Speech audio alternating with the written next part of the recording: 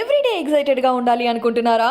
Stamina పెంచుకోవాలి అనుకుంటున్నారా? అయితే వెంటనే ఈ నెంబర్కి కాల్ చేసి బీ బెటర్ వారీస్ శిలాజిత్ని ఆర్డర్ చేయండి.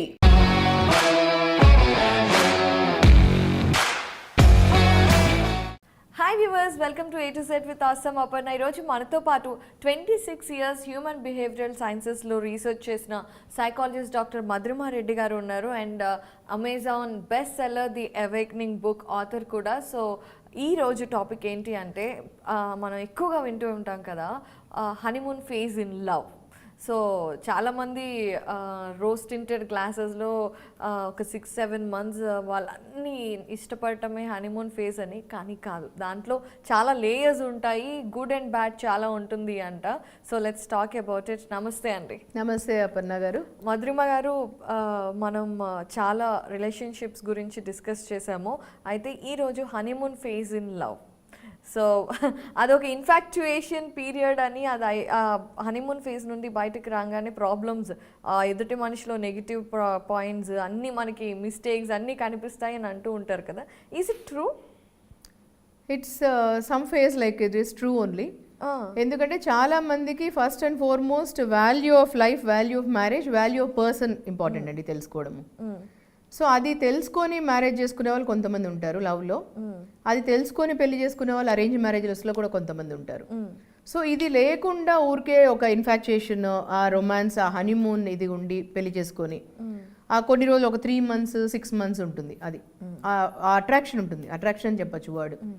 ఆ అట్రాక్షన్ 6 months ఉండొచ్చు, కొంతమందిలో 1 year ఉండొచ్చు, కొంతమందిలో పిల్లలు పుట్టే వరకు ఉండొచ్చు. అంతే. ఆ ఫేజ్ అయిపోతూనే ఇంకా వాళ్ళకు ఆర్గ్యుమెంట్స్ రావడము, ఏదో ఒక దానికి తీసుకురావడం ఆర్గ్యుమెంట్స్, ఏదో ఒక దానికి డిబేట్స్ రావడము ఎవ్రీడే. ఆర్గ్యుమెంట్స్, ఇది డిబేట్స్ ఎవ్రీడే. మార్నింగ్ ఇంకా ఇది ఎందుకు కార్పెట్ ఇలా కలర్ ఉంది, ఈ గ్రాస్ ఎందుకు గ్రీన్ ఉంది, ఈ వాల్ ఎందుకు ఇలా ఉంది కలర్, ఇక్కడ నుంచి కూడా అవుతాయి. ఓకే. చాలా మంది క్లయింట్స్ చెప్తారు, మీకు ఎలాంటి దానిలో వస్తాయి ఆర్గ్యుమెంట్స్ అని వైఫ్ని అడిగినా ఎలాంటివని చెప్పడానికి అవసరం లేదు మేడం. ఎలా ఉంటుందంటే ఈ గ్రీన్ ఎందుకు వాన్ ఎందుకు వస్తుంది అని కూడా వస్తుంది ఆర్గ్యుమెంట్. ఈరోజు ఎందుకు వాన్ వస్తుంది అని కూడా వస్తుంది మాకు. ఇలాంటివి ఉంటాయి మాకు మధ్యలో అని. సో అసలు హనీమూన్ ఫేజ్లో మనకి నిజంగానే మనకి నచ్చని విషయాలు కనిపించవా? అప్పుడు కనిపిస్తాయి, కానీ అప్పుడు ఎక్కువగా ఫస్ట్ అండ్ ఫార్మోస్ట్ వాళ్ళకు ప్రేమ ఉంటుంది ఒకరి పట్ల ఒకరికి. ఓకే. సో ఆ టైంలో ప్రేమ అనేది కంప్లీట్ ఉంటుంది కాబట్టి వాళ్ళకి నచ్చకపోయినా ఆ ప్రేమ అనేది టాప్ ప్రియారిటీ ఉంటుంది ఇద్దరిలో. ఒకరికంటే ఒకరికి చాలా ఆప్యాయత, ప్రేమ ఉంటుంది కాబట్టి అవి ఉన్నా కూడా, ఇట్లాంటి సందర్భాలు ఆ టైంలో జరిగినా కూడా అవి అనిపించదు ఎక్కువగా. దాని తర్వాత వాళ్ళు ఒకరికొకరిని గ్రాంటెడ్గా తీసుకోవడం మొదలు పెడతారు. ఆ పీరియడ్ వెళ్ళిపోయినట్లు అనిపిస్తుంది. ఒకరొకరిని గ్రాంటెడ్గా తీసుకోవడం మొదలు పెడతారు. ఇంకా వర్క్లో చాలా అయిపోతుంది వాళ్ళకు.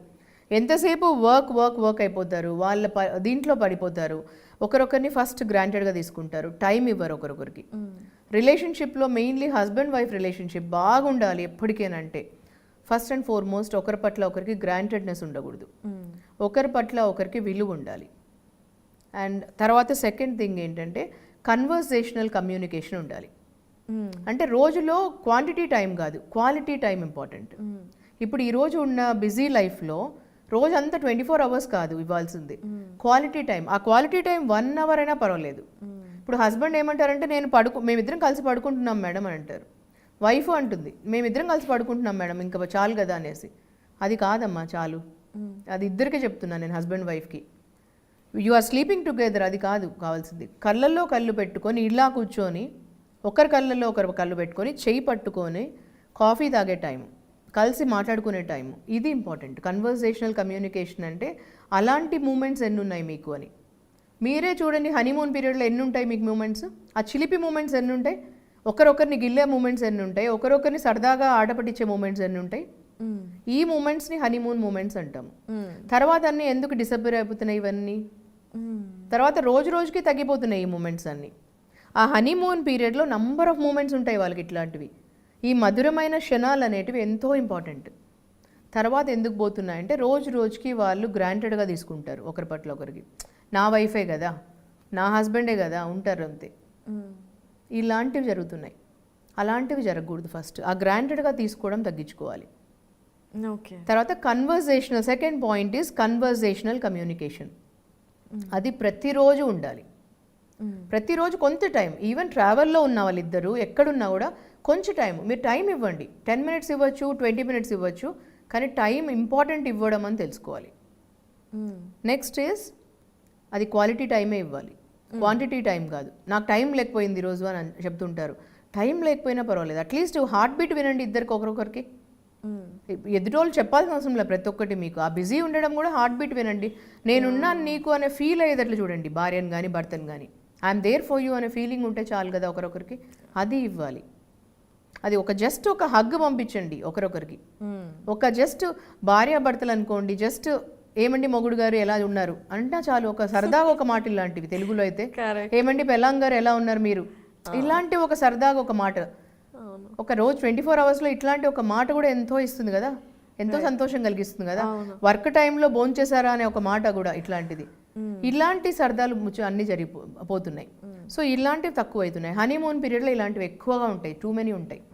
సో తర్వాత ఒక 6 months 1 year తర్వాత తగ్గిపోతూ వస్తున్నాయి రోజు రోజుకి. అప్పుడు ఎక్కువగా మూవీస్ చూసేటప్పుడు వాళ్ళు ఒకరి చేతిలో ఒకరు పట్టుకొని, ఒకరు ఒళ్ళో ఒకరు తలబెట్టుకొని ఉంటారు. తర్వాత ఏంటి, ఇంత గ్యాప్లో కూర్చుంటారు. ఇంకా వేరే వాళ్ళు ఉన్నారనుకోండి, ఇంకా అత్తమామలు అమ్మా నాన్నలు ఇంకా చాలా దూరం కూర్చుంటారు. ఎందుకండి భార్యాభర్తలే కదా, ముందు కూడా అలాగే ఉన్నారు కదా. సో ఇంకా పిల్లలు పుట్టిన తర్వాత కూడా పిల్లలు కూడా నేర్చుకుంటారు. మా అమ్మ నాన్న రోల్ మోడల్స్. పిల్లలకి ఫస్ట్ అండ్ ఫార్మోస్ట్ అమ్మా నాన్నే రోల్ మోడల్స్. వాళ్ళని చూసుకొనే ఉంటారు, లవ్ అండ్ అఫెక్షన్ అయినా ఏదైనా కూడా.